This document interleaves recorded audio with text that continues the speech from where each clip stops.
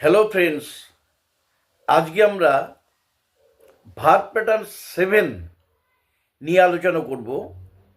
এই প্যাটার্নে কি থাকবে? সাবজেক্ট থাকবে প্লাস ইন্ট্রানজিটিভ ভার্ব প্লাস হচ্ছে সাবজেক্ট কমপ্লিমেন্ট, এগুলো অ্যাডজেক্টিভ। আর এটা হচ্ছে ভেরি ভেরি ইম্পর্ট্যান্ট, এবং এটা আমি স্পেশালি আবার যে কোনো একটা সানডেতে দিয়ে দিব। তো আজকে আমরা এই যে ভাগগুলো, ইন্টারজেন্টিভ ভাগগুলো থাকবে, সেই ভাগগুলো হচ্ছে বিকাম, গেট, গ্রো, গো ইত্যাদি। অনেক সময় অবস্থার পরিবর্তন বোঝাতে বিকাম, গেট, গ্রো, গো, টার্ন এই ভাগগুলি ব্যবহার করা হয় এবং তারপরে অ্যাডজেক্টিভ বসানো হয়। সাবজেক্টের পরে এই ভাগগুলো বসানো হয়, বিকাম, গেট, গ্রো, গো, টার্ন ইত্যাদি। তাহলে সেন্টেন্সের প্যাটার্নটা কী হবে? সাবজেক্ট থাকবে, তাহলে এই ভাগগুলোর মধ্যে যে কোনো একটা থাকবে, প্লাস অ্যাডজেক্টিভ থাকবে। যেমন যেসব লোকেরা টাকা সঞ্চয় করে তারা ধনী হয়। People who save money become rich. The people who save money become rich. পথিক পরিশ্রান্ত হয়ে তৃষ্ণার্ত হয়েছিল। The traveller grew tired and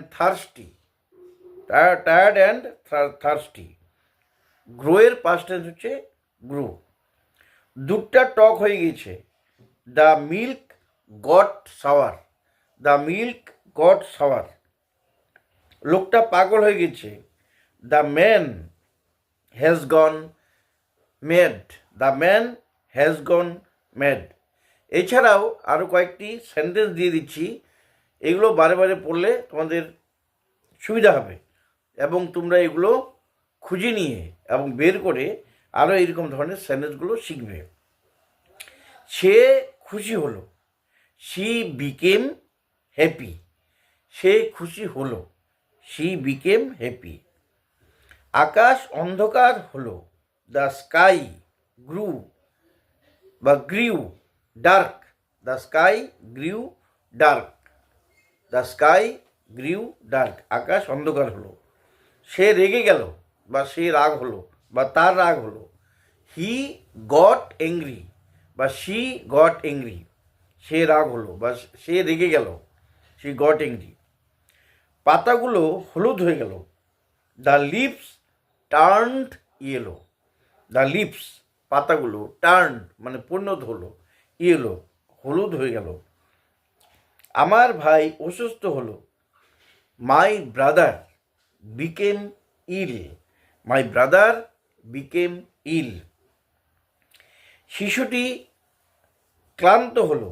the child grew tired.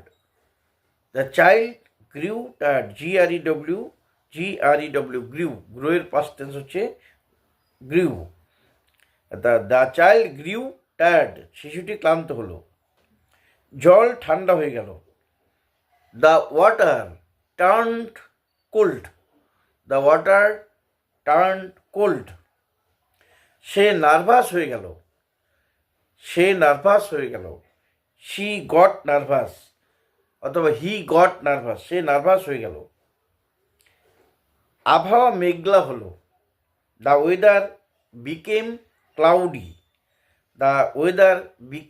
Cloudy. ভাত নষ্ট হয়ে গেল। The rice went bad. তাহলে এই যে কতগুলো ওয়ার্ড, বিকাম, গ্রো, টার্ন,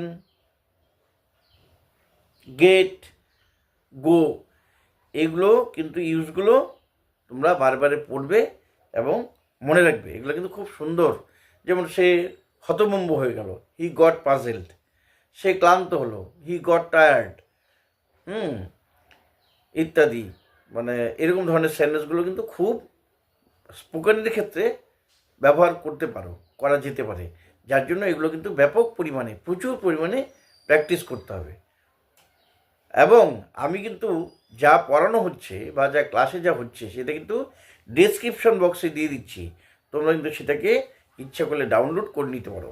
ওকে, তাহলে আজকে এই পর্যন্তই। Thank you.